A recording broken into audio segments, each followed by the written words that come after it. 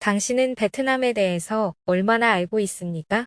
요즘은 어디를 가나 베트남 사람을 만나는 경우가 많은데요. 다문화 가정이 많아서인지 학교를 가거나 시장을 가서도 베트남 사람들을 자주 만나게 되는 것이 현실입니다. 베트남 사람과 결혼으로 가족이 된 가정이나 베트남 사람과 함께 일을 하고 있는 직장인, 그 외에도 베트남 사람과의 접촉이 자주 있는 사람들이라면 이 정보가 서로를 이해하는 데 아주 도움이 될 것이라고 확신합니다. 베트남 사람들이 한국에서 문화적 차이를 느끼는 것처럼 한국인들도 베트남 사람들에게 문화적 충격을 받는 경우가 많습니다. 지금부터 다루는 내용은 베트남에서 25년 동안 거주하면서 느낀 문화적 차이점을 5분 만에 알 수 있도록 정리한 것입니다. 베트남 사람들의 두 얼굴. 나의 지인 중에 한 사람이 죽음의 절망 가운데 있는 베트남 아가씨 하나를 데려다가 딸처럼 돌보아 주었다. 같이 데리고 살면서 야간 대학도 보내주고 낮에는 사무실에서 업무도 보게 하면서 유학까지 보내주려는 장기 계획을 세우고 있었다. 1년이 되어 월급 인상 기간에 그 아가씨는 회사에서 정한 규정보다 더 많이 올려줄 것을 요구하며 만약 자신의 요구대로 안 되면 다른 곳으로 옮길 수도 있다는 말을 다른 직원을 통해서 했다. 이 지인은 정말 서운해서 잠을 잘 수가 없었다고 한다. 수렁에 빠진 것을 건져주었더니 어떻게 이렇게 보답하는가. 한국 사람에게는 충격이나 베트남 사람에게는 당연한 일이다. 과거는 과거이고 현재는 현재이다.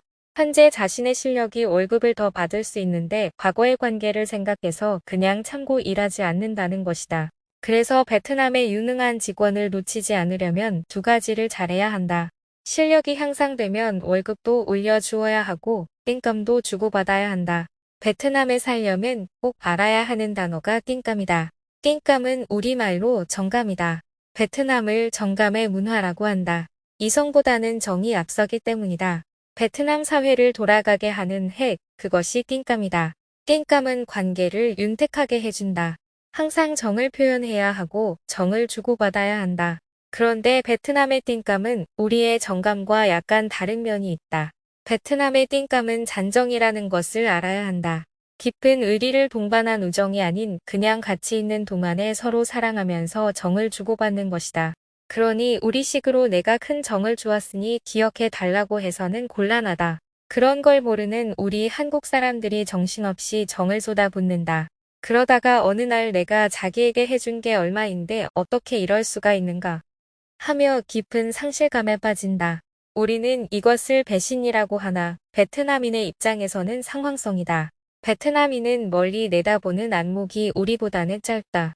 자급자족의 소농은 그날 벌어들인 소득으로 그날 먹으면 되는 것이다 보니 오랫동안 문화로 정착된 것이다.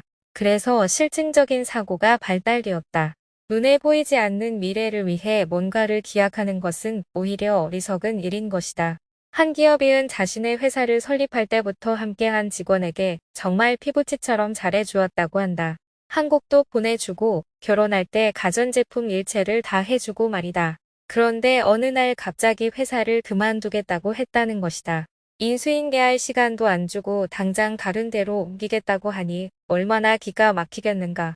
아무리 사정해도 안 된다고 해서 너무 괘씸하고 분해서 마음에서 싹 정리하고 내보냈는데 1년 후에 전화가 와서 다시 그 회사에 가면 안 되겠냐고 했다는 것이다.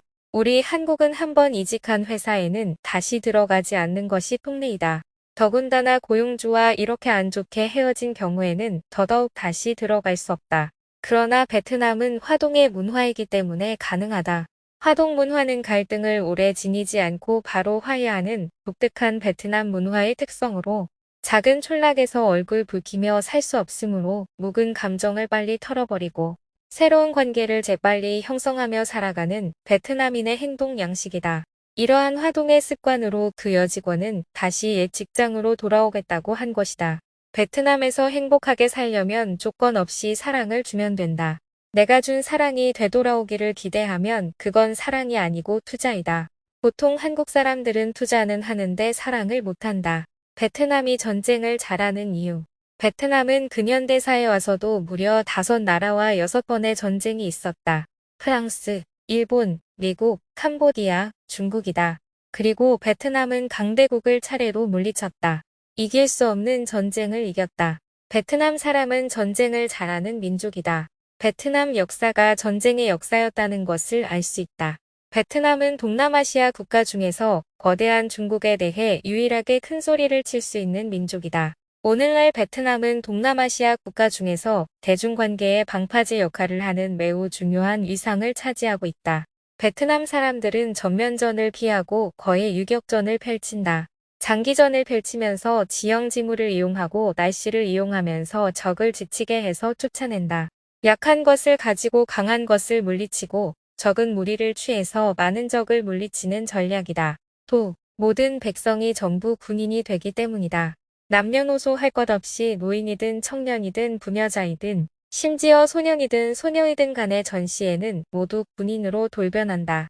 옛날부터 대나무 성 안의 작은 마을은 소국가이므로 유사시에 그 안에서 자체적으로 조직이 형성된다. 그래서 전선이 따로 없다. 베트남 전 지역이 전선이 되기 때문이다. 적군이 가장 두려워하는 점이 바로 이 부분이다. 베트남은 원래부터 분산형 네트워크 군대였다. 대나무 촌락안에는 이미 작은 조직의 민병대가 있었다. 월남전에서 미국은 베트남이라는 한 국가와 전쟁을 한 것이 아니라 수천의 작은 마을 국가와 전쟁을 한 셈이다. 베트남은 전시의 모든 인민이 군인이 되기에 전선이 따로 없다. 이 전략이 베트남으로 하여금 전쟁을 잘하는 나라가 되게 한 것이다. 베트남은 기후나 자연 환경에 대한 적응력이 뛰어나다. 외국 병력이 장기간 베트남에 주둔하기 어려운 것은 날씨 외에도 식량 조달 때문이다. 베트남은 전쟁 중에도 자연 채취를 통해서 부족한 식량을 대신할 수 있다. 베트남은 원래 자급자족인 소농의 생계 방식으로 전쟁 중에도 식량 조달이 어렵지 않다. 이처럼 베트남은 열악한 상황과 환경 가운데서도 독특한 전략과 자연 환경을 활용하여 전쟁을 잘하는 민족이 되었다. 두 얼굴의 베트남. 이 책은 심상준과 김영신 부부의 공저이다. 심상준은 베트남 대학에서 정식으로 역사와 문화를 전공하고 박사학위를 받은 사람이고 김영신은 한국-베트남 문화 교류센터를 운영하면서 베트남의 각계각층을 구석구석 발로 뛰면서 베트남의 문화를 경험한 사람이다. 이 책은 베트남의 내부 관찰자 시각을 지니고 있다. 1993년 가난한 유학생의 신분으로 입국한 부부는 자전거와 오토바이를 타고 다니면서 베트남의 골목골목을 누볐다. 20번의 이사를 다녔고 마약 중독자들이 득실거리는 슬럼가에도 살았다. 25년의 긴 세월 동안 베트남 사람 속에서 베트남 언어로 소통하면서 살아온 한국 사람으로 베트남 문화의 내부 관찰자 입장에서 베트남 문화를 소개하고 있다. 베트남 언어를 모르고서는 결코 이해할 수 없는 베트남 문화를 담고 있다. 지금도 그들은 한국과 베트남을 잇는 국제결혼 가정을 위한 교육을 하면서 봉사하며 살고 있다. 시청해 주셔서 감사합니다. 구독과 좋아요는 사랑인 거 아시죠?